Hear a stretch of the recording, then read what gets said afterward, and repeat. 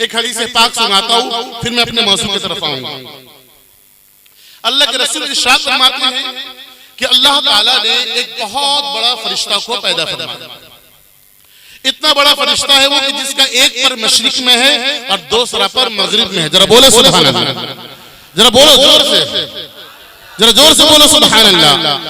अल्लाह के रसूल कहते हैं हदीस पाक, इमामुल मुफस्सिरीन साहिब तसानी पे कतीरा मुफ्ती फैज अहमद अवैसी साहब फरिश्ते ही फरिश्ते उनकी किताब है, उसी में एक लंबी और तवील हदीस लेकर के आते हैं कि हुजूर ने फरमाया इतना बड़ा फरिश्ता कि जिसका एक पर मगरिब में दूसरा पर मशरिक में। क्यों इतना बड़ा फरिश्ता को अल्लाह पैदा फरमाया कि जब कोई बंदा मेरे नबी पर दुरूद पढ़ता है, जरा बोलो सुभान अल्लाह, जब कोई बंदा मेरे नबी पर सलाम पढ़ता है तो ये फरिश्ता समुद्र में गोता लगाता है, समुद्र में डुबकी लगाता है। जब समुद्र में गोता लगाकर डुबकी लगाकर जब वो फरिश्ता बाहर निकलता है तो उनके परों से जो पानी के कतरे निकल रहे होते हैं, पानी के बूंद निकल रहे होते हैं, अल्लाह ताला एक कतरे के बदले एक बूंद के बदले अल्लाह ताला फरिश्तों को पैदा फरमा देता है। जरा गौर से सुनो मुसलमान, अपने मुकद्दर पे नाज करो। अल्लाह के रसूल कहते हैं इतना बड़ा फरिश्ता जब गोता लगा करके समुद्र में डुबकी लगाकर बाहर निकलेगा तो सोच उनके परों से कितने पानी के कतरे निकल रहे होंगे, कितने पानी के बूंद निकल रहे होंगे, इसका अंदाजा हमारा आप नहीं लगा सकते। अल्लाह बेहतर जानता है, उसके रसूल बेहतर जानते हैं। पर हदीस में आया कि एक कतरे के बदले अल्लाह ताला फरिश्तों को पैदा फरमाता है। जब कोई मेरे महबूब पर दुरूद पढ़ता है तो ये सारे फरिश्ते मिलकर उस बंदे के लिए दुआएं मग़फ़िरत करते हैं। जरा बोलो सुभान अल्लाह, ये सारे फरिश्ते मिलकर उस बंदे के लिए क्या करते हैं? दुआएं मग़फ़िरत करते हैं। जरा दुरूद शरीफ सुना दीजिए ना, अल्लाहुम्मा सल्लि अला सय्यिदिना मुहम्मदिन नूरिल अनवार व सिर्रिल असरार व सय्यिदिल अबरार सल्लल्लाहु तआला अलैहि व आलिहि वसल्लम। आप लोग अपने ज़हन को हाजिर रखें। जो कुछ भी मैं बातें कहूंगा एक एक बात का रेफरेंस पेश करूंगा, एक एक बात की दलील पेश करूंगा। मैं पहले ही बता देता हूं ताकि आप लोगों के साथ धोखा ना हो और पहले मेंबर वालों के साथ भी कोई धोखा ना हो। हम वो रिवायती अंदाज में तकरीर करने का मैं आदी नहीं हूं, अंदाज मेरा बिल्कुल अलग रहेगा। हाँ, एक एक बात पर एक एक हदीस पर हम जो है रेफरेंस कोट करेंगे, दलील कोट करेंगे और हदीस के साथ हम आपको मसाइल समझाएंगे और अकीदा समझाएंगे। आज की जो तकरीर का मेरा मौजू है वो चंद बातों पे मुश्तमिल है। चंद बातें आज हमारी तकरीर में आप मुलाहिजा फरमाएंगे। एक वो बात कि जो इल्जाम हमारे ऊपर दीगर बातें फिरके वाले देते हैं, समझ रहे आप लोग, उधर वाले जो हम लोग पर इल्जाम देते हैं, जो औलिया अल्लाह पर इल्जाम लगाते हैं कि अगर आप उनके बारे में तसर्रुफ का अकीदा रखेंगे, आप ये अकीदा रखेंगे ये मुर्दे जिलाते हैं, आप ये अकीदा रखेंगे कि ये मदद के लिए एक जगह से दूसरी जगह पहुंच जाते हैं, आप ये अकीदा रखेंगे कि ये कब्र में लेटे हुए हैं और कोई इनका मुरीद अगर इनसे 100 किलोमीटर दूर होगा, 1000 किलोमीटर दूर होगा, अगर वहां से मुरीद आवाज लगावेगा तो पीर साहब कब्र से उठ करके मदद को पहुंच जाएंगे। ये तसर्रुफ कहा जाता है, इसको आप साफ लफ्ज़ों में समझिए, इसको तसर्रुफ कहा जाता है। ऐसे अकीदे को ये हज़रात शिर्क बोलते हैं। क्या बोलते हैं? शिर्क बोलते हैं। मैं आपको धीरे धीरे करके एक एक मसला बताऊंगा, अगर आप लोग सुने, अब जाहिर सी बात है अगर आप लच्छेदार तकरीर सुनिए तो वो तो हमसे नहीं हो पाएगा, पर यहाँ से लेकर के पीछे वाले हज़रात तक मैं एक ही बात कहूँगा, अगर तवज्जो मेरी जानिब रही, अगर आपकी समाअत अच्छी रही तो इंशाअल्लाह रहमान आपको जरूर मजा आएगा और जरूर आप सीख करके जाएंगे। मेरा मकसद ही होता है आवाम सीख करके जाए, जो ये अकीदा रखते हैं ये अकीदे के दलाइल लेकर के जाएं, ताकि कोई बद मजहब, कोई बद अकीदा, कोई बातिल फिरका इसको गुमराह ना कर सके। समझ रहे आप? तो आप याद रखिए, आप हदीस पढ़ते चले जाइए। हदीस की एक लंबी फहरिस्त है कि अल्लाह के रसूल इरशाद फरमाते हैं कि इस उम्मत में 30 अब्दाल है। कितने अब्दाल है? 30 अब्दाल है।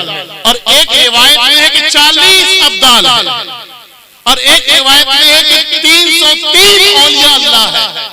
इन्हीं वलियों के जरिए, जरा गौर सुनिएगा, इन्हीं अब्दाल के जरिए अल्लाह ताला जमीन में बारिश फरमाता है। इन्हीं के जरिए लोग मुसलमान मैदान को जीता करते हैं। इन्हीं के जरिए अल्लाह ताला बंदों को रोजी देते हैं। अब्दाल के बारे में क्या आया? अब्दाल कौन होते हैं? ये वली की कैटेगरी है।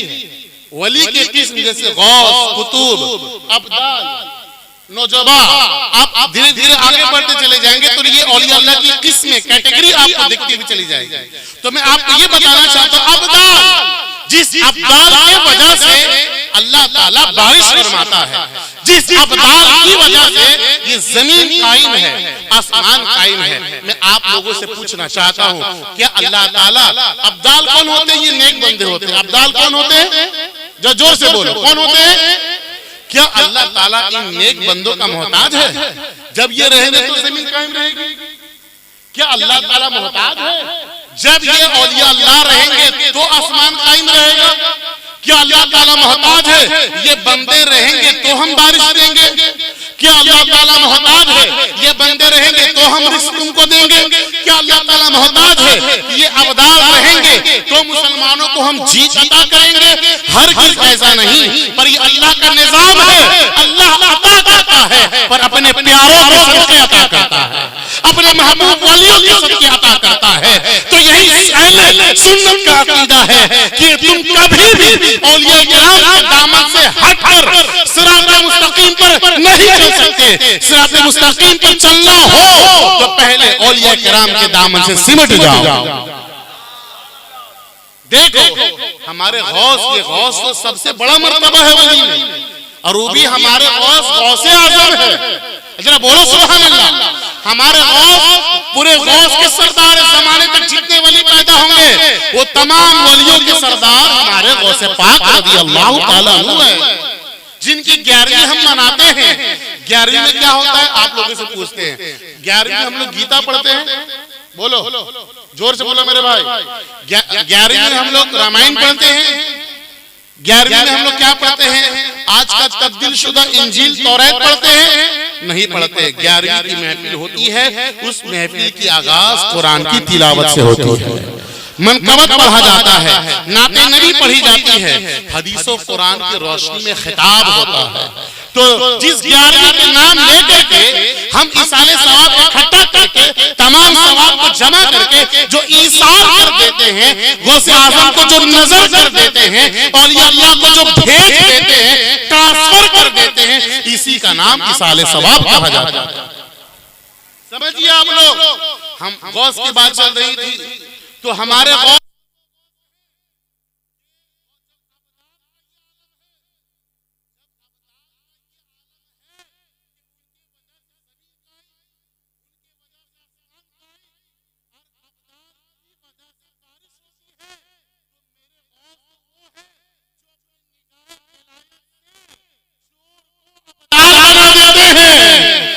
जोर से बोलो सुभान अल्लाह। जब अब्दाल की वजह से बारिश हो, अब्दाल की वजह से लोगों को रिस्क मिले, तो सोचो उस गौसे पाक का, उस गौसे पाक का मकामो मर्तबा क्या होगा, उसकी अजमत क्या होगी, उसका मकाम क्या होगा, जिनकी एक निगाह से चोर डाकू अल्लाह के वली बन जाएंगे।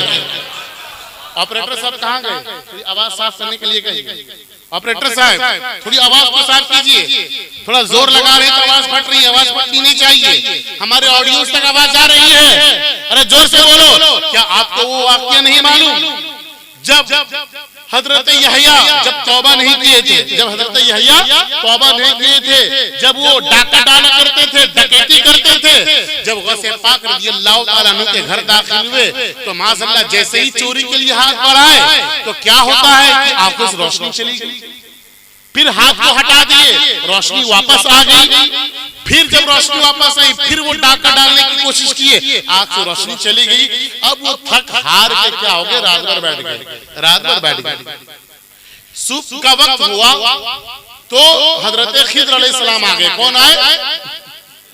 हजरत खिद्र अलैहिस्सलाम आए और कहते हैं कि या गौसे आजम फला मुल्क में जो है, फला मुल्क का जो चौराहा है, उस चौराहे में एक जो अब्दाल थे ना, उनका इंतकाल हो गया, उनका विसाल हो गया। अब उस चौराहे में, अब उस एरिया में एक अब्दाल की जरूरत है, अब्दाल की जरूरत है। अल्लाह अकबर। गौसे पाक की निगाह विलायत को देखिए, गौसे आजम की करामत को देखिए। यहया वहां बैठे हुए, अभी वो तौबा नहीं की, जब डकैती करते थे, गौसे पाक कहते हैं कि देखो हमारे कमरे में एक मेहमान बैठे हैं, हमारे कमरे में एक मेहमान बैठे, जाओ उनको ले जाओ, वो अब्दाल है, और जा करके वो एरिया, वो पाड़ा उनके सुपुर्द कर दो। अब वो घबरा गए कि भाई मैं तो डकैत हूं, मैं तो यहाँ चोरी करने के लिए आया था, और गौसे पाक हमको वली फरमा रहे हैं, वो भी अब्दाल फरमा रहे, फला जगह की जिम्मेदारी दी जा रही है। अब वो डर लगा, जब गौसे पाक उनको बुलाए, अपने सीने से लगाए और सीने से लगाकर बताए, बताओ ए यहया, क्या अब तुम विलायत के करीब हो गए? क्या अल्लाह ने तुमको मनसब अब्दाल पे फाइज फरमा दिया? अब वो हजरत यहया कहते हैं, कसम खुदा की, या पीर ए बेदस्तगीर, या शेख अब्दुल कादिर जिलानी, कल तख्तों में, रात तख्तों में एक चोर और एक डकैत था। अब निगाह उठाता हूँ तो लोहे महफूज को देख लेता हूँ, निगाह उठाता हूँ तो जन्नत को देख लेता हूँ, निगाह उठाता हूँ तो हौज़े कौसर को देख लेता हूँ, निगाह उठाता हूँ तो लोगों के मुकद्दर को देख लेता हूँ।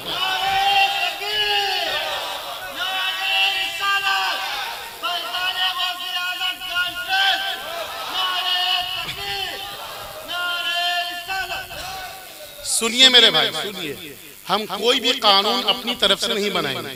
आप लोग पढ़े लिखे लोग हैं ना, आप शहर कलकत्ता के लोग हैं, सब पढ़े लिखे लोग हैं, उर्दू से करीब, अरबी से करीब है ना, मगरिबी कल्चर से बस थोड़ी से दूर में है, आप थोड़ी से दूर में। अब बॉम्बे, दिल्ली और साउथ एरिया चले जाए तो लोग मगरिबी कल्चर से ज्यादा करीब है, पर कलकत्ता और बिहार के जो मुसलमान हैं ये ज्यादा मगरिबी कल्चर से करीब नहीं है, ये आज भी उर्दू और अरबी से करीब है। जरा बोलो ना सुभान अल्लाह। आज भी ये अपने उलमा से करीब है, इसलिए आज इनका ईमान सही सलामत बचा। तो बात चल रही थी अब्दाल की, तो अब्दाल की ये फजीलत है कि जिनके वजह से हम खा पी रहे हैं, जिनके वजह से हम खा पी रहे, जिनके वजह से अल्लाह बारिश अता करता है। तो सोचो जो मेरे गौस का मकाम मर्तबा क्या होगा जो एक डकैत को अब्दाल बना देते हो। अब जरा यहाँ रुक करके जरा ठहरिए, एक मसला आपको बताता हूँ। वाक़या सुनाना हमारा मकसूद नहीं, पर वाक़या किताब निकाल के बीच से ब्लू वाली, वाक़या सुनाना हमारा मकसद नहीं है। हमको वो अकीदा बयान करना है, हमको वो चोरी बयान करनी है कि वही काम, वही अमल आपके बुजुर्गों के हक में आइन इस्लाम हो जाता है, ईमान हो जाता है, अमरे वाक़िया हो जाता है, और वही अमल, वही अकीदा हमारे बुजुर्गों के हक में कुफ्र हो जाता है, शिर्क हो जाता है और खुराफात हो जाता है। समझ रहे आप लोग? आप लोगों ने गौसे आजम का वो वाक़िया सुना कि नहीं सुना है कि जब गौसे आजम को रमजान के वक्त 70 लोगों ने एक ही बार में दावत इफ्तार दिया। जरा बोलो सुभान अल्लाह। पहले आदमी आए, गौसे पाक ने कहा जाइए इफ्तार की दावत कबूल है।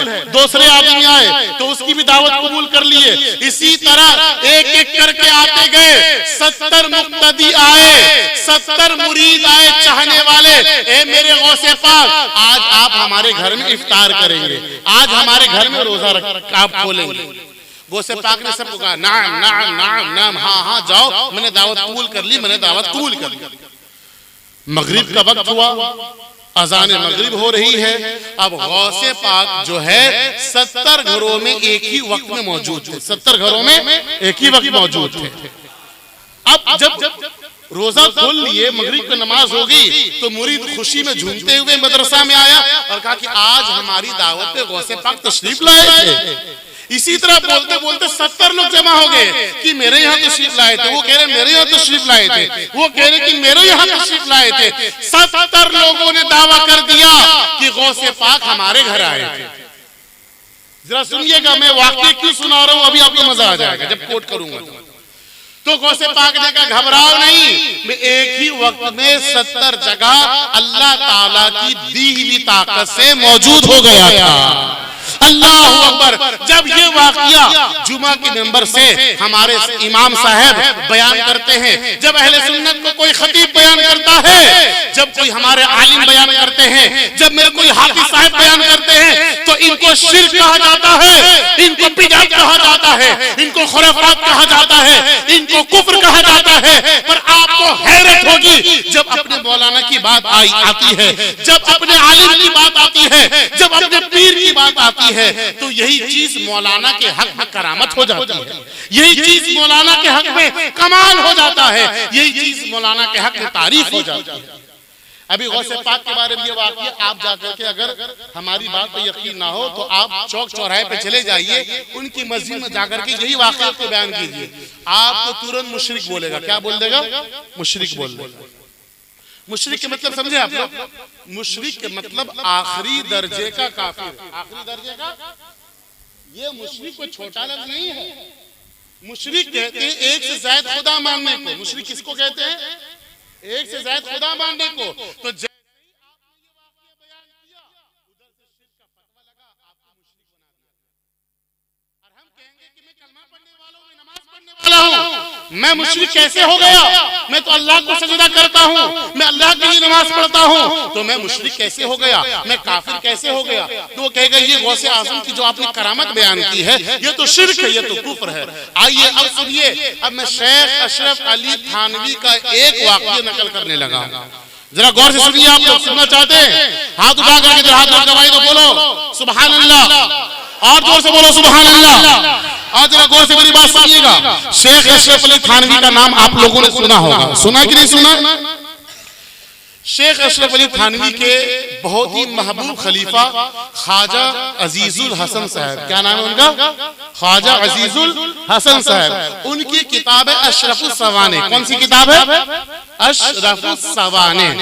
लास्ट में, फर्स्ट वाले लास्ट में बड़ी सीन है, और सेकंड के पहला जो वर्ड है, लेटर है, वो छोटी सीन है, अशरफुस सवाने। उसमें वो अपने पीर, अपने आलिम, अपने उस्ताद के बारे में एक करामत को नकल करते हैं। क्या नकल करते हैं? वो ख्वाजा अजीजुल हसन साहब कहते हैं कि एक मर्तबा का वाकया है कि अशरफ अली थानवी साहब के किसी चाहने वालों ने हमसे एक वाकया बयान किया था। कौन सा वाकया बयान किया था? वो वाकया ये था कि हजरत तो अशरफ अली थानवी, कौन? हवाला गलत हो तो 1 लाख रुपए का इनाम, बोलो सुभान अल्लाह। हवाला गलत हो तो चैलेंज 1 लाख रुपए का इनाम। वो अशरफ अली थानवी का चाहने वाला कहता है हजरत तो यहाँ देखने में मालूम होते हैं, पर क्या पता कि इस वक्त हजरत कहाँ कहाँ मौजूद हो। एक वक्त में कई जगह, एक वक्त में कई जगह। अब जरा सुनिए आप लोग, वो बयान करते हैं कि हजरत तो देखने में मालूम होते हैं कि यहाँ मौजूद है, पर क्या मालूम कि हजरत एक ही वक्त में कहाँ कहाँ मौजूद है। फिर वही वो ताजीर था, वो कहता है एक मर्तबा हजरत थाना भवन में थे। कहाँ थे? थाना भवन में थे। और मैं कहाँ था? मैं अलीगढ़ में था। मैं कहाँ था? अलीगढ़ में। थाना भवन और अलीगढ़ दो अलग अलग जगह है, दो अलग अलग जिला है, अलग अलग डिस्ट्रिक्ट है। तो वो क्या कहते हैं, एक मर्तबा वहाँ खेल का माहौल चल रहा था, लोग सर्कस दिखा रहे थे, लोग खेल दिखा रहे थे, अपने सामान को दिखा रहे थे। तो मैं भी अपने सामान को समेट करके वहाँ वो मेला में चला गया। पर जिस दिन मेले में आग लगने वाली थी, गौर से सुनिएगा, जिस दिन मेले में आग लगने वाली थी उस दिन सुबह से मेरा दिल घबरा रहा था, सुबह से मेरा दिल घबरा रहा था। तो वो मुरीद क्या बोलता है, उसका चहीता क्या बोलता है, दिल घबरा रहा था, तो वक्त से पहले ही हमने अपने सामान को पैक कर लिया। क्या कर लिया? वक्त से पहले हमने अपने सामान को पैक कर लिया, और बड़ा बड़ा बॉक्स हो गया, बड़ी बड़ी पेटी हो गई, बड़ा बड़ा बैग तैयार हो गया। अब आग लग गई और लोग जो है भागना शुरू कर दिए, लोग के सामान, दुकानें जलना शुरू हो गई, मेरा भी सामान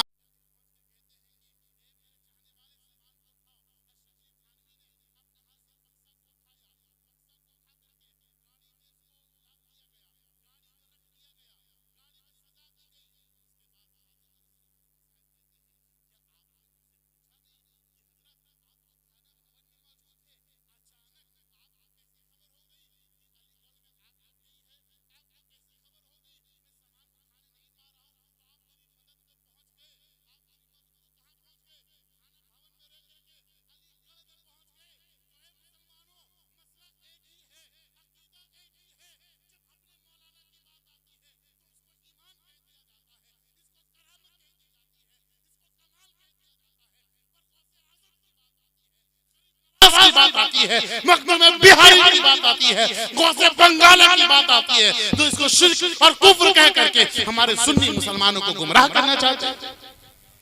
समझ रहे आप लोग मैं कहना क्या चाह रहा हूं आप लोगों को? भाई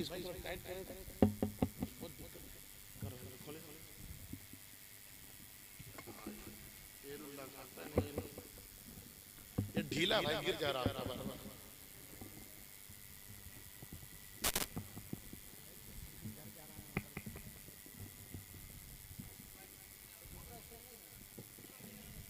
ये फिक्स है क्या? चले कोई बात नहीं, क्या कह सकते हैं। जरा दुरूद शरीफ पढ़िए आप लोग। अल्लाहुम्मा सल्लि अला सय्यिदिना मुहम्मदिन नूरुल अनवार व सिर्रिल असरार व सय्यिदिल अबरार सल्लल्लाहु तआला अलैहि व आलिहि वसल्लम। हमने रेफरेंस आपको दिया कि ख्वाजा अजीजुल हसन साहब जो अशरफ अली थानवी के खलीफा और आलिम हैं, तो उन्होंने अपने मौलाना के बारे में ये करामत लिखी कि मेरे मौलाना एक जगह रह करके कई जगह लोगों की मदद के लिए हाजिर हो जाते हैं। जब यही वाकया हम और आप बयान करते हैं तो क्या कहा जाता है? ये शिर्क है, ये बिदअत है, ये कुफ्र है। तो ऐ मुसलमानों, आप इनसे सवाल कीजिए, आप इनसे पूछिए कि आखिर वही बात, वही अकीदा आपके हक में कैसे ईमान बन जाता है। और जब हम अपने गौसे आज़म की शान में बयान करते हैं तो ये अकीदा कुफ्र और शिर्क कैसे बन जाता है। ये तो एक वाकया मैंने आपको बयान किया। दूसरा वाकया आप सुनिए। इस वाकया को कासिम नानवी के बारे में नोट किया गया है। क्या नोट किया गया है कि एक मर्तबा दारुल देवबंद में लड़ाई हुई। कहां लड़ाई हुई? दारुल देवबंद के मुदर्रिस के बीच में लड़ाई हुई। उस वक्त दारुल देवबंद के जो मोहतमीम थे वो मौलाना रफी साहब थे। कौन थे? मौलाना रफी साहब। तो वहां लड़ाई हुई और उस वक्त जो मोहतमीम थे वो कारी तैयब साहब थे। कौन थे? कारी तैयब। जरा देखिए, मैं किसी का मजाक नहीं उड़ा रहा हूँ, ना मैं किसी को गाली दे रहा हूँ, उनके नाम लेकर के जो मसला उस मसले को हम बयान कर रहे हैं। वो कहते हैं कि जब कासिम नानवी के इंतकाल किए हुए बहुत दिन हो गए थे। कितने दिन हो गए थे? साल, 2 साल, 3 साल, 5 साल, 20 साल, 30 साल, 40 साल गुजर गए थे। कासिम नानवी अपनी कब्र में लेटे हुए थे। कहां लेटे हुए थे? अपनी कब्र में लेटे हुए थे। जरा मेरी बात गौर से सुनिएगा। और झगड़ा कहां हुआ? लड़ाई कहां हुई? देवबंद मुदर्रिसों के दरमियान में। तो इतने में रात के तन्हाई में जो है मौलाना रफी साहब जो है महमूदुल हसन को बुलाए। किनको बुलाए? महमूदुल हसन साहब को गालिबन बुलाए। बुलाने के बाद कहते हैं कि जल्दी से अंदर आ जाओ और दरवाजा को बंद कर दो। तो मैंने दरवाजा बंद कर दिया और जो है प्रिंसिपल के कमरे में मैं दाखिल हो गया। प्रिंसिपल साहब कहते हैं पहले ये रूई का लिवादा छू करके देखो, ये रूई का लिवादा कितना तर है, कितना तर हो चुका है, पसीने से भीग चुका है। मालूम है? और ये सर्दी का मौसम है। सर्दी के मौसम में पसीना से रूई का लिवादा भीग चुका था। रूई सारी भीग चुकी थी और जिस्म पूरा तर था, जिस्म भी भीग चुका था। मौलाना रफी साहब कहते हैं कि महमूदुल हसन साहब कासिम नानवी अपने जिस्म ज़ाहिरी के साथ अभी तशरीफ लाए थे। क्या कहते हैं? जिस्म ज़ाहिरी के साथ तशरीफ लाए थे, यानी जो उनका जिस्म था, जो उनकी बॉडी थी, जो उनकी शक्ल थी, वही शक्ल के साथ कब्र से उठ करके हमारे पास आए और कहते हैं कि महमूदुल हसन को कह दो इस झगड़े में ना पड़े, इस झगड़े में ना पड़े। महमूदुल हसन साहब क्या कहते हैं? मौलाना रफी साहब, हम आपके हाथ में तौबा करते हैं और हम इस झगड़े में नहीं पड़ेंगे, हम इस झगड़े में नहीं पड़ेंगे। बताओ ऐ मुसलमानों, अपने सीने पे हाथ रख करके बताओ, लड़ाई तो देवबंद में हुई है, लड़ाई तो मदरसा में हुई। कासिम नानवी को कब्र में कैसे पता चल गया? जरा बोलो, कासिम नानवी को कब्र में कैसे पता चल गया? और पता चल गया और इंतकाल किए हुए कितने दिन गुजर गए थे, कितना साल गुजर गया था। और अपने जिस्म ज़ाहिरी के साथ, जिस्म मिसाली के साथ, जसद उनसरी के साथ वो मदरसा देवबंद आए और आकर के कहते कि आप लोग लड़ाई झगड़ा नहीं कीजिएगा। ये देवबंदी लिटरेचर पेश कर रहा हूं मैं आपके सामने। ये अकीदा को जो लोग छिपाते हैं, अपने मौलवी की इस बात को छिपाते हैं, जब यही करामत हमारे गौसे आजम के बारे में बयान की जाती है कि फला मुरीद ने जब आवाज लगाई या शेख अब्दुल कादिर जीलानी शैअल्लाह, तो गौसे पाक की रूह अल्लाह की दीनी ताकत से मदद के लिए हाजिर हो गए थे। तो वहां शिर्क का फतवा लगता है, वहां कुफ्र का फतवा लगता है। इसलिए सुन्नियों, मैं आप पैगाम देता हूँ। आला हजरत ने बहुत पहले पैगाम दे दिया, सूना जंगल, रात अंधेरी, छाई बदली काली है, सोने वालों जागते रहियो चोरों की रखवाली। बात एक ही है। बात आखिर कासिम नानूतवी को ये गैब का इल्म कहां से आ गया? यही कासिम नानूतवी, यही अशरफ अली थानवी है, यही रशीद अहमद गंगोही है जो अपनी किताब में लिखा, जो कहे कि नबी को इल्म गैब था वो मुशरिक हो जाए। क्या अकीदा है? जो नबी को कहे कि नबी को इल्म गैब था, इल्म गैब की क्या मतलब? यानी छिपी चीजों की बातें, कल क्या होने वाला, बारिश होगी कि नहीं होगी, माँ के पेट में क्या है, कल कौन मरेगा, इसको गैब का इल्म बोलते हैं। क्या बोलते हैं? गैब का इल्म बोलते हैं। कल क्या होगा, तो नबी के बारे में शिर्क का फतवा, फतवा रशीदिया उठा करके देखिए, वहां शिर्क का फतवा दिया, जो कहे कि नबी को इल्म गैब है वो मुशरिक हो जाएगा, वो काफिर हो जाएगा। मैं पूछता हूँ, कासिम नानूतवी तो कब्र में थे, झगड़ा तो देवल में हुआ था, कासिम नानूतवी को खबर कैसे हो गई? तो अपने मौलाना के बारे में यही करामत ईमान, यही इल्म गैब करामत हो जाती है, यही करामत हो जाती है। पर जब हम अपने गौसे आजम के बारे में कहते हैं कि मेरे गौसे आजम 70 साल की डूबी हुई कश्ती को, एक रिवायत के मुताबिक 12 साल की डूबी हुई कश्ती को अपने हाथों से समुद्र से तो यहाँ शिर्क का फतवा लगता है, यह कुफ्र का फतवा लगता है। तो पता चला कि तुमको अल्लाह वालों से दुश्मनी है। अगर तुमको उलमा से मोहब्बत होती तो सिर्फ अपने आलिम से प्यार ना करते, बल्कि जो पूरे वलियों के सरदार हैं, जिनको गौसे आज़म कहा जाता है, और जो वली का सरदार होता है वो आलिमों का भी सरदार होता है, वो तमाम पीरों का सरदार होता है। तो कभी तुम अपने गौसे आज़म के बारे में शिर्क का फतवा नहीं लगाते, शिर्क का फतवा कभी आप नहीं लगाते। पर ए मुसलमानों, मैं आप लोगों से पूछना चाहता हूं, अपने दिल पे हाथ रख करके बताओ, आप तो किस कदर गुमराह करते हैं? अभी अगर मैं करामत बयान करूं तो शिर्क हो जाएगा। और अपने मौलाना के बारे में क्या लिख रहे? झगड़ा देवल में होता है, खबर खबर में हो जाता है। फिर मदद करने के लिए मदरसा भी पहुंच जाते हैं, वो भी जिसमें मिसाली के साथ, जिसमें जाहिरी के साथ। मैं कहता हूँ ये दो रवैया किस लिए है? इसलिए उलमा देवबंद के अमल और अकीदे में मुकम्मल तदाद पाया जाता है। उनका अमल और अकीदा, उनकी बात और उनका अकीदा और उनका अमल मैच नहीं करता है। अगर किसी का अकीदा और अमल मैच करता है तो वो मसला के आला हजरत वालों का मैच करता है, वो सुन्नियों का मैच करता है। इसलिए हम सारी दुनिया में ऐलान करके यही कहते हैं कि जो पक्का मुसलमान होगा वो वलियों का भी गुलाम होगा और नबी मुख्तार का भी गुलाम होगा। आगे बढ़िए, आपको तो मैं आपको मसला बताता हुआ चलूं। आगे बढ़े तो आपको ये भी मसला मालूम होगा कि जब यही गौसे आजम के बारे में आया बहजतुल असरार में क्या आया कि अगर कोई अपने गौसे पाक को पुकार करके गौसे पाक के वसीले से दुआ करेगा तो अल्लाह ताला उनकी दुआ को कबूल फरमा लेगा। जरा बोलो ना सुभान अल्लाह, जरा बोलो सुभान अल्लाह। क्या अकीदा है? और बहुत पहले ये किताब लिखी बहजतुल असरार, किसी हिंदुस्तानी आलिम ने नहीं, पाकिस्तानी आलिम ने नहीं, बल्कि जो इंडिया पाकिस्तान के बाहर के आलिम है। और ये किताब बहजतुल असरार अरबी में है, उसमें ये मसला लिखा हुआ है, जो गौसे आजम के वसीले से दुआ करेगा अल्लाह ताला उनकी दुआ को कबूल फरमाएगा। अब जरा गौर से मेरी बात सुनिएगा। अब जैसे ही वसीला की बात आई, अब शिर्क की मशीन गन आपके सीने में लगा दी। जैसे ही आपने वसीले की बात कही आपको मुशरिक कह दिया गया, जैसे ही आपने वसीले की बात कही आपको काफिर कह दिया गया। पर आपको मालूम होना चाहिए ये वसीला, वलियों के वसीला, यहाँ तक एक हदीस में आया, ए नबी हम जो कुछ लोगों को देंगे वो आपके वसीले से देंगे, और जो कुछ भी हम कबूल करेंगे, जो कुछ भी लेंगे आपके वसीले से हम कबूल करेंगे। हदीस को क्या आपने नहीं पढ़ी? अब देखिए वसीले को ये लोग इनकार करके किस कदर औलिया किराम के शान में गुस्ताखी करते हैं।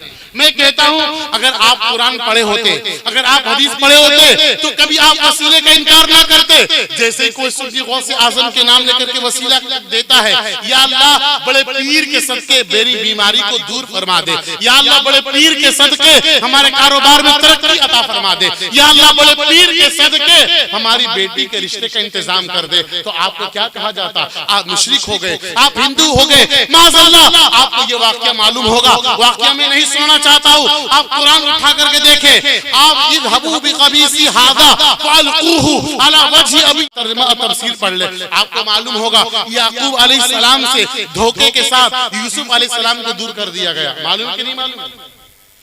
याकूब अलैहिस्सलाम से उनके बेटे यूसुफ को दूर कर दिया गया। मालूम है आपको?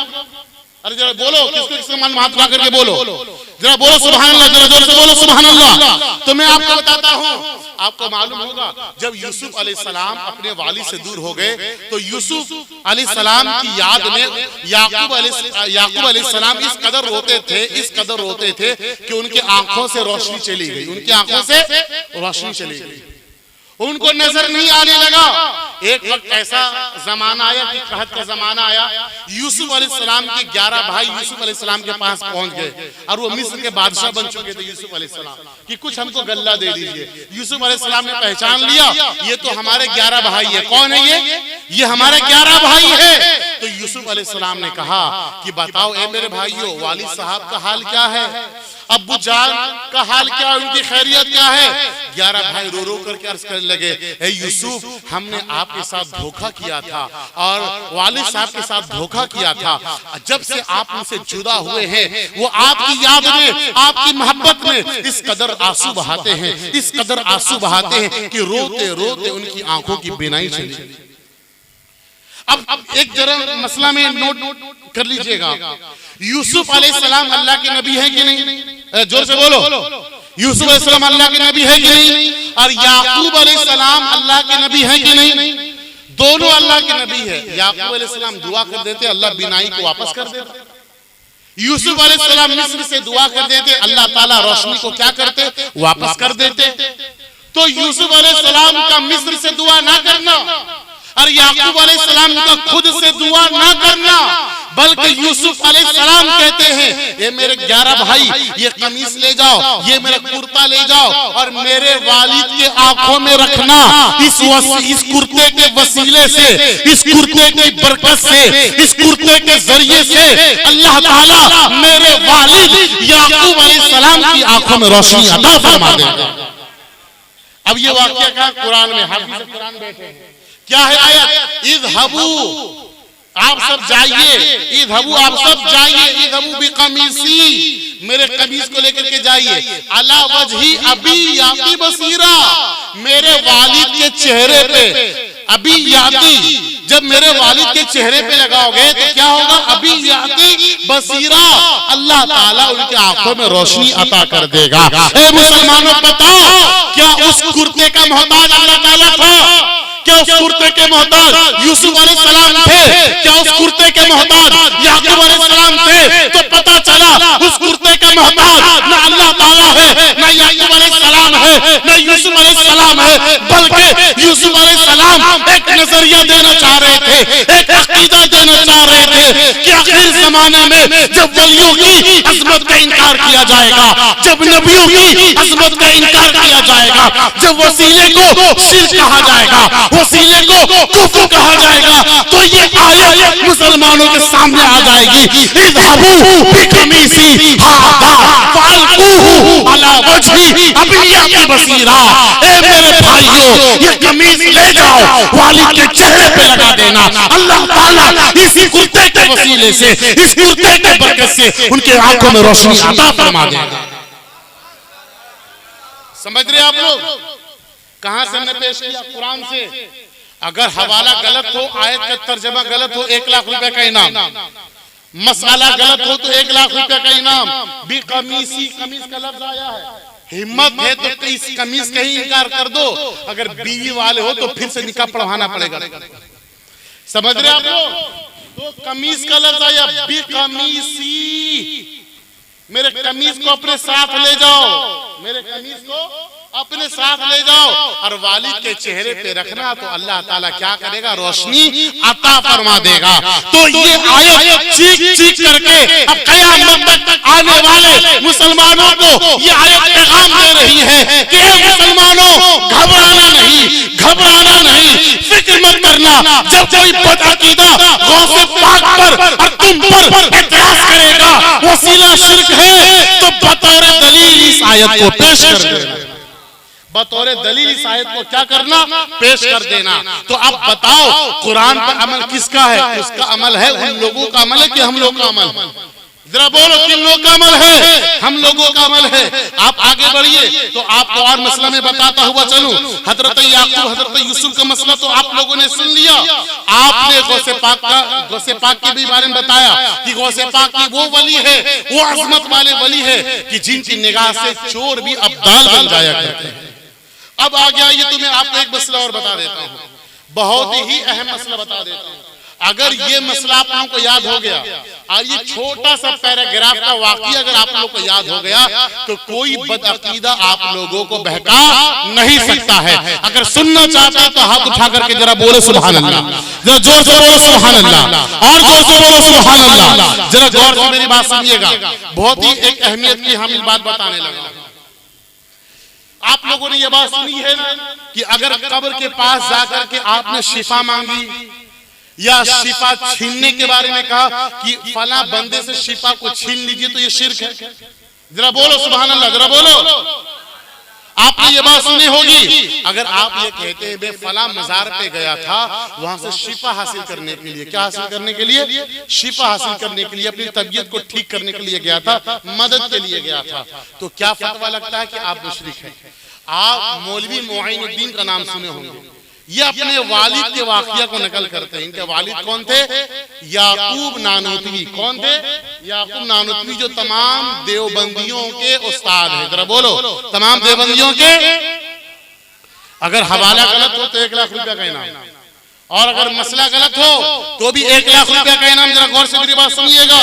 याकूब नानोतवी के बारे में एक मसला लिखा हुआ, वाकया करामत। क्या है कि एक मर्तबा नानोता में, कहा यूपी में एक जगह है नानोता, है ना, तो वहां क्या हुआ, जाड़े का बुखार लोगों को लगना शुरू हो गया।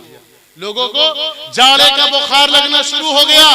मैं ये क्यों सुना रहा हूं कि हमारे सुन्नी आज एहसास कमतरी के शिकार हैं, नौजवान एहसास कमतरी के शिकार हैं, गरीब नवाज का नाम लेने में शर्माते हैं, गौसे आजम का नाम लेने में शर्माते हैं, और गौसे बंगाला का नाम लेने में शर्माते हैं। शर्माओ मत, हम किसी डुप्लीकेट जाली वली को नहीं मानने वाले हैं, बल्कि हम तो हकीकी औलिया से प्यार करने वाले हैं। जरा गौर से सुनो मेरी बात। तो मौलवी मोइनुद्दीन कहते हैं कि एक मर्तबा नानोता में हमारे मोहल्ले में जाड़े का बुखार आया। जाड़े का बुखार आया और मेरे वालिद याकूब नानोतवी अपनी कब्र में जा चुके थे, अपनी कब्र में जा चुके थे। तो कैसे कैसे लोगों में ये खबर फैल गई कि मेरे वालिद की कब्र की मिट्टी जो उठा करके बांध लेगा, अल्लाह उसको उसके बदन से बुखार को दूर कर दे। जरा सुनिए, शिर्क की खेती किस तरह से जल रही है, शिर्क के भट्टी में किस तरह वो जल रहे हैं, शिर्क के दलदल में किस तरह वो फंस गए। जरा सुनिए मुसलमानों, अगर आप हजरात सुनना चाहते हैं जरा बोले सुभान अल्लाह, जरा बोले, जोर से बोले सुभान अल्लाह। बहुत ही अहमियत वाली बात बताने जा रहा हूँ, सुन लो मेरे भाई। यही वाकया पूरी जिंदगी आपके ईमान को बचाएगा। मैं ये लिख करके दे दूंगा। यही वाकया जिस मैदान में आप पेश करेंगे, तमाम के तमाम बातिल फिरके वहीं के वहीं शिकस्त खा जाएंगे। जरा सुनिएगा, देखिए माशाल्लाह, ये देखिए मशहूर नामखा जनाब दिलबर शाही साहब तशरीफ ला रहे हैं। आप हजरात जरा उनका इस्तकबाल कीजिए। मेहमान शायर हैं माशाल्लाह, बड़ी दूर से सफर करके आ रहे हैं, थकते हारते हुए। आई जरा माशाल्लाह, ये देखिए डायरेक्ट स्टेज पर है, देख रहे हैं आप, डायरेक्ट स्टेज पे, बिल्कुल भी आपके वक्त को वो जाय नहीं करेंगे। जरा गौर से मेरी तकरीर सुनिएगा, जरा गौर से मेरी तकरीर आप लोग सुनिएगा, ठीक है? बैठाइए, जा रहे हैं क्या? ठीक है, चले। जरा बोलो, जोर से बोलो सुभान अल्लाह। मैं क्या बता रहा था, गौर से सुनोगे मेरे बाबू। ए बाबू नौजवान जरा गौर से सुनो, सब पढ़े लिखे लोग, अगर हम लोग ये वाकया बयान दिल से बताना, दिल से, अगर हम लोग उसकी मस्जिद में जाकर के ये वाकया बयान करेंगे, हमको बुखार था, हमको बीमारी थी, तो हम गरीब नवाज की कब्र के पास गए, वहां से मिट्टी उठा करके अपने आंखों में लगा लिए, सीने में मल लिए, तो अल्लाह ताला हमारी बीमारी को दूर कर दिया, हमारी बीमारी को दूर कर दिया। तो बताओ वो शिर्क का फतवा नहीं लगाएंगे? एकदम शिर्क का फतवा लगाएंगे, कुफ्र का फतवा लगाएंगे। अब जरा याकूब नानतवी के बारे में सुनिए।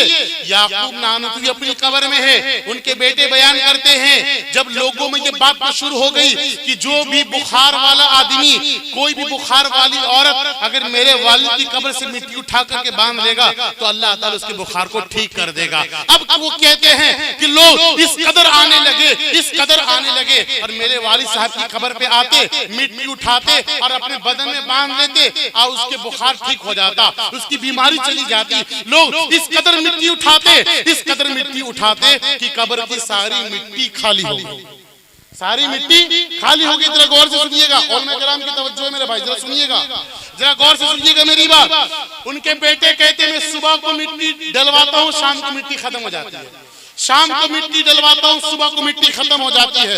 यानी इस कदर लोग मिट्टी लेकर के जाने लगे और मिट्टी से शिफा पाने लगे कि अब मेरे वालिद की कब्र नंगी होने लगी, अब मेरे वालिद की कब्र नंगी होने लगी। तो एक मर्तबा में गुस्से में आकर के कहा कि अब्बा जान, ये तो आपके लिए करामत है, पर हम लोगों के लिए जहमत बन रही है, इसलिए शिफा को रोक लीजिए, शिफा को रोक लीजिए। अगर अब से कोई ठीक हुआ, अगर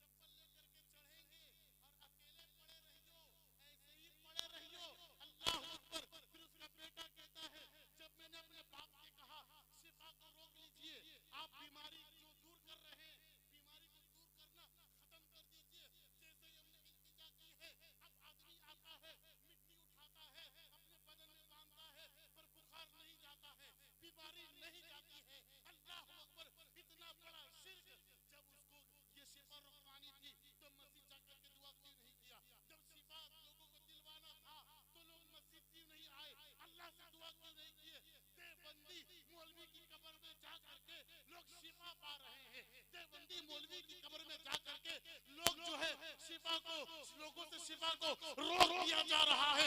जब तुम्हारे मौलवी का ये आलम है कि तुम्हारे मौलवी की कब्र की मिट्टी से लोगों को शिफा मिल रही है, तो सोचो जो हकीकी वली है, जो हिंदुस्तान के तमाम वलियों के सरदार है, सोचो गरीब नवाज का आलम क्या होगा, गौसे आजम का आलम क्या होगा। समझ रहे आप लोग?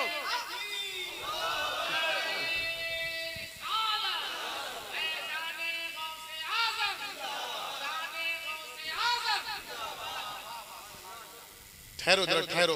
हमने कोई आप लोगों के साथ हेरा फेरी किया हजरत? इन लोगों के साथ कोई हेरा फेरी? आप आलिम दीन है, आप तस्दीक फरमाएंगे, इस्लाह भी फरमाएंगे, ये आपको मुकम्मल हक है। मैंने कहा अपने जो तमाम देवंदियों जिनको उस्तादुल कुल का लक़ब है, उस्तादुल कुल का लक़ब है, यानी तमाम के उस्ताद, याकूब नानतवी, यानी कि कब्र की मिट्टी में इतनी बरकत है, इतनी बरकत है कि अगर कोई बीमार उठाता है तो शिफा मिल जाती है। जब यही अकीदा गरीब नवाज के बारे में बयान किया जाता, गौसे आजम के बारे में बयान किया जाता है, मखदूम बिहारी, मखदूम कछोछा के बारे में बयान किया जाता है, जब यही अकीदा ताजुश शरिया के बारे में बयान किया जाता है, जब यही अकीदा हाफिज मिल्लत के बारे में बयान किया जाता है, जब यही अकीदा ताबईन के बारे में बयान किया जाता है, तो हम मुशरिक हो गए, हम कब्र पूजवा हो गए, हम कब्र को पूजने वाले हो गए। तो बताओ यही अकीदा रख करके, यही अमल को अपना करके तुम कैसे पक्के मुसलमान हो गए? यही अकीदा और इसी अमल से हम कैसे कब्र पूजवा हो गए, हम कैसे बिदअती हो गए? हकीकत है जिस दिन आवाम को मालूम हो जाए, जिस दिन हमारी आवाम को यह हकीकत मालूम हो जाए, तो कभी भी इन नौजवानों का ईमान लुट नहीं सकता है, इनका अकीदा लुट नहीं सकता है।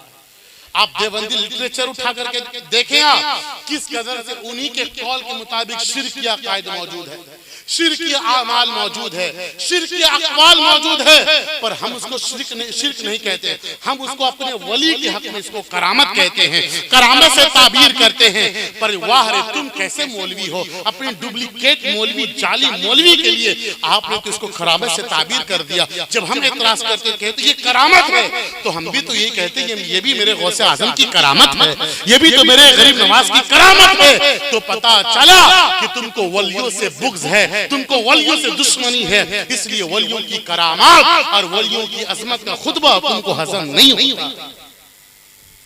तो इन तमाम बातों से ये बिल्कुल बात चांद सूरज की तरह वाज़ेह हो गई कि जिस बात को लेकर के, जिस अकायद को लेकर के और जो फतवा गौसे आजम पे तुम लगा करके और सुन्नी मुसलमानों पे लगा करके ये समझते हो कि हम दीन के ठेकेदार हो गए, हम पक्के मुसलमान, ये कब्र पुजवा हो गए, तो बताओ इससे बढ़कर जो है कौन सी मिसाल मिल सकती है कब्र पुजवा की। यानी उसका बेटा कहता अब्बा अगर आपसे कोई ठीक हुआ तो इसी तरह नंगे पड़े रहियो, लोग चप्पल लेकर के चलेंगे, लिखा हुआ इसी तरह पड़े रहियो।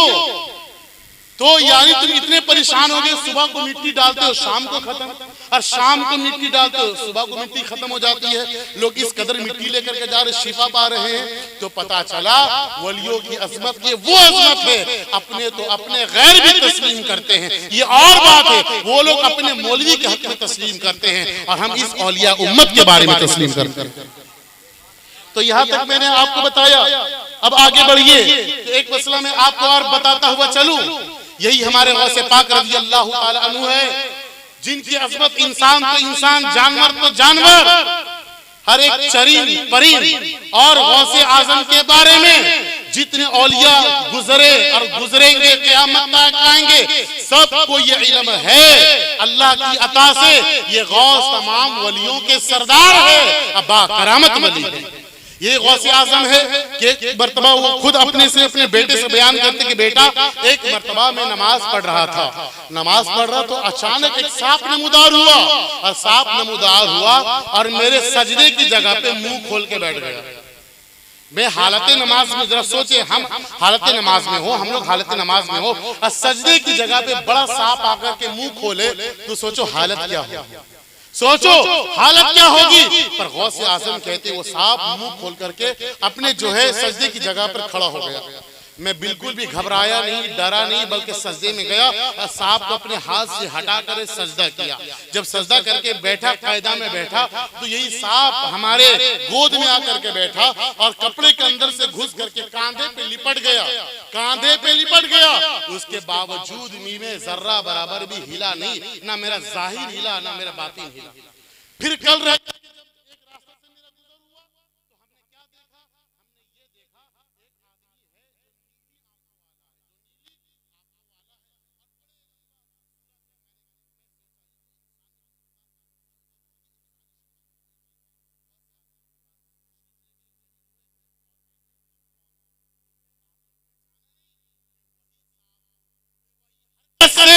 कितने औलिया की विलायत को, उनकी वलायत से मैंने दूर कर दिया।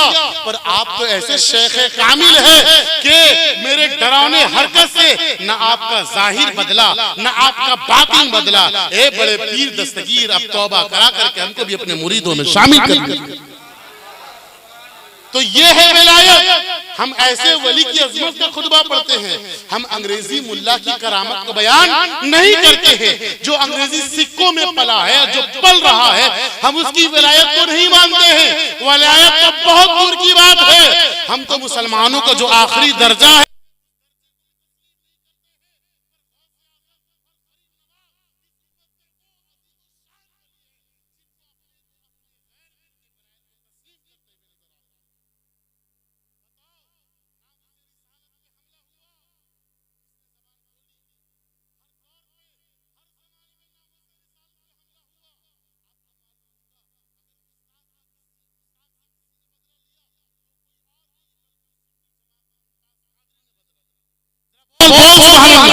जरा बोल। यही गौसे आजम का चाहने वाला मुमताज कादरी है, जो कादरी सिलसिले से मुरीद है।